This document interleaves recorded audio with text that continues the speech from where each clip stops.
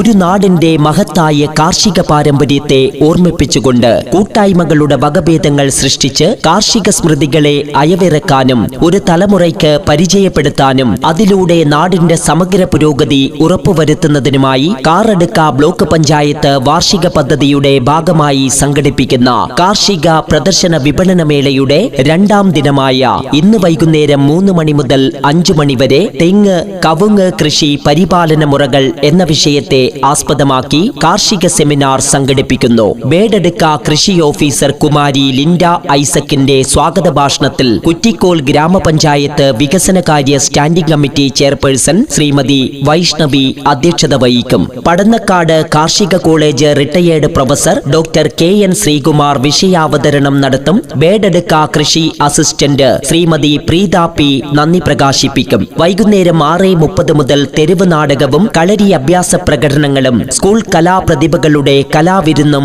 അരങ്ങേറും. കാറടുക്ക ബ്ലോക്ക് പഞ്ചായത്ത് ആതിഥ്യമരുളുന്ന കാർഷിക പ്രദർശന വിപണന മേളയുടെ രണ്ടാം ദിനത്തിലെ ശ്രദ്ധേയമായ കലാസാംസ്കാരിക പരിപാടികൾ ആസ്വദിക്കാൻ കേരം തിങ്ങും കേരള നാട്ടിലെ കൽപ്പവൃക്ഷത്തിന്റെയും കവുങ്ങ് കൃഷിയുടെയും നൂതനമായ പരിപാലന മുറകൾ മനസ്സിലാക്കാൻ ഏവരെയും ക്ഷണിക്കുകയാണ്, സ്വാഗതം ചെയ്യുകയാണ്. ഇന്ന് വൈകുന്നേരം 3 മണി മുതൽ കുറ്റിക്കോൽ മഹാവിഷ്ണു ക്ഷേത്ര മൈതാനിയിൽ വെച്ച് നടത്തപ്പെടുന്ന കാർഷിക പ്രദർശന വിപണന മേളയിലേക്ക്.